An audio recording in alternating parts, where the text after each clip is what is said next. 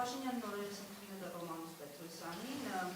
անդրադարձել են աշխատավարձերին, ցույց են տվել, որ իրենք ավելի լավ են կառավարում հիմնարկը, այդ պատճառով առաջացել են տնտեսումներ ու պարգևավճարից հրաժարվելու նաև հետևանքով առաջացել են տնտեսումներ ու հիմա աշխատակիցները ստանում են պարգևավճարներ, ավելի ցածր պաշտոնների գտնվողները եւ նշել են, որ հետ ժամանակավոր կառավարիչն ասել, Հայաստանում միջին աշխատավարձը 320,000 դրամ է, հեցի 6,800 աշխատակիցների կեսը 3,400-ը վարձատրվել են 3,000 դրամից ցածր շեմով։ Ինչ են, այսպես ասած, ուզում ցույց տալ, արդյոք իսկապես օբյեկտիվ են այս դիտարկումները, արդյոք իրենք այս բանին փաստացի ավելի լավ են կառավարում, որ հնարավորություն են տալիս, որ աշխատավարձերը բարձրանան։ Ամեկնարկեմ գործընկերս է կարծում եմ կանդրադառնա, տեսեք, սրանից լավ քաղաքական մանիպուլյացիա կարծում եմ չի կարող լինել, հա, սա հերթական պոպուլիստական զրույցներ, ինքս հետևել եմ այդ հանդիպմանը,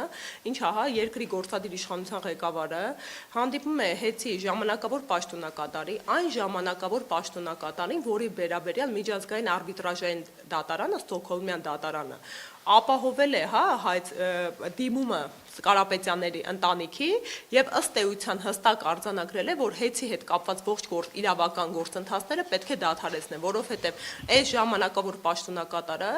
իմ գնահատմամբ ակնհայտ հակասահմանադրական խնդրահարույց օրենքների հիման վրա է նշանակվել։ Մի փոքր նախապատմություն ու շարունակենք, ինչ տեղի ունեցավ։ Սամվել Կարապետյանը ապօրինաբար ազատազրկվեց, անմիջապես գործադիր իշխանության ղեկավար նույն օրը, հա, Facebook-յան հրահանգավորումներ էր իրականացնում, Facebook-յան գրառումներ էր կատարվում ու իր գրառումների հիման վրա տեղի ունեցավ Սամվել Կարապետյանի ձերբակալման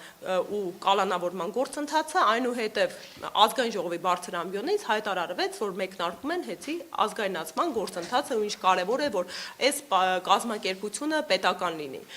Դրան անմիջապես հաջորդող մեկ շաբաթ անց ներկայացվում է երկու նախագիծ օրենքների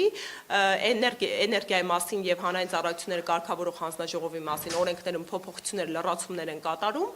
այդ նախագծերի վերաբերյալ կառավարությունը ըստ էության բացասական եզրակացություն է տվել։ Հաշվի չեն առնում այդ շուրջ 10-ի հասնող լրջագույն դիտողություններն ու առաջարկությունները, արագացված կարգով 24-ժամյա ռեժիմով ընդունում են այս օրենքները, որոնք կրկնում եմ ակնհայտ հակասահմանադրական են, որովհետեւ բացի այն, որ Սամվել Կարապետյանի անձնական անձեռնմխելիության իրավունքն է խախտվում, ապօրինի անազատության մեջ է հայտնվում, նաև սեփականության իրավունքն է մեր երկրում թիրախավորվում։ Մեր սահմանադրությունը այո ունի սեփականության իրավունքի սահմանափակման երկու դեպքեր։ Սա երկուսից որևէ մեկը չէր եւ այդ ընթացակարգի արդյունքում հիմնարար սեփականության տնտեսական իրավունքը ոտնահարելով օրենքները ընդունում են։ Դրա հիման վրա արդեն սեփականատերերը դիմում են միջազգային արբիտրաժ, հայցի ապահովումը բավարարվում է, ասում են, որ դուք այսպիսի ձևաչափով իրավունք չունեք գործընթացը շարունակել Հայաստանի Հանրապետություն։ Ինչ է անում մեր կառավարությունը։ Մեր կառավարությունը անտեսում է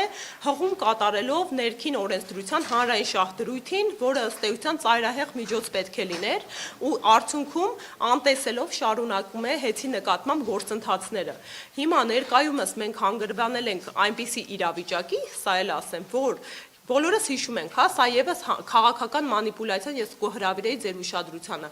Այս իշխանությունը եւ կոնկրետ պաշտոնատար անձը, որը հիմնավորում էր, թե ինչքան կարեւոր է, որ հեծը ազգային լինի, հիմա իրանք տարբեր ամբիոններից ու հարթակներից քննարկում են հեծի այլ սեփականատեր գտնելու, մասնավոր գտնելու հարցը։ Այսինքն ունենք իրավիճակ, որ կոնկրետ իրենց հակասում են իրենց հայտարարություններում եւ գործընթացներում։ Երկրորդ, հանդիպումը տեսանյութը, որտեղ վարչապետը եւ հեծի ժամանակավոր կառավարիչը հանդիպում են։ Սա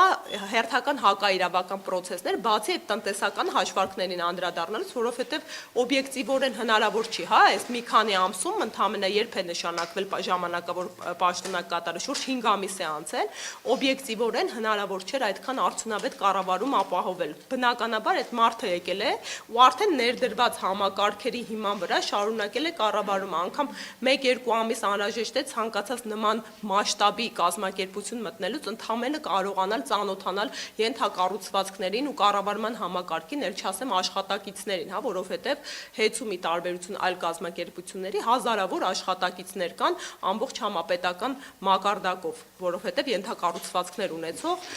ցանցային համակարգ է։ Ու բնականաբար այդ ներկայացումը արդյունավետ կառավարման պարգևավճարների անգամ իրենց աշխատավարձի դա Կարապետյանների ընտանիքի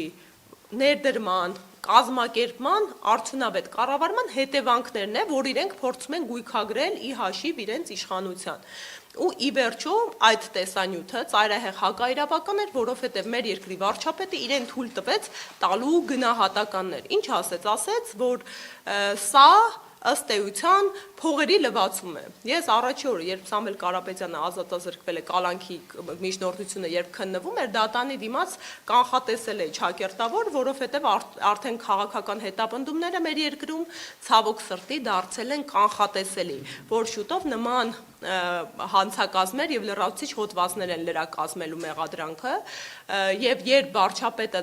տեսախցիկների առջեւ ասում գնահատական է տալիս որևէ գործընթացի կամ արարքի, նա դրանով ուղղակիորեն ուղղորդում է իրավապահ մարմիններին։ Սա նորմալ իրավական պետությունում ունենար իրավական հետևանքներ եւ ծայրահեղ անթույլատրելի է։ Գործընկերս կարծում եմ կերկրորդի։ Լավ կառավարման մասով։ Ուրեմն բերեք երկու զուգահեռ անցկացնենք։ Տաշիր կապիտալը 10 տարվա ընթացքում կառավարել է հեծը այնպես, որ հնարավոր է եղել կատարել ներդրումներ, նվազեցնել կորուստները, ոչ թե բարձրացնել սակագները, այլ սակագները նվազեցնել 3 դրամով, որ պետք է իջնել։ Ինչ է անում իշխանությունը։ Իրենք իբր կառավարում են ավելի լավ, բայց իրենք ասում են մենք թեկուզ եւ կորուստները որ նվազել են,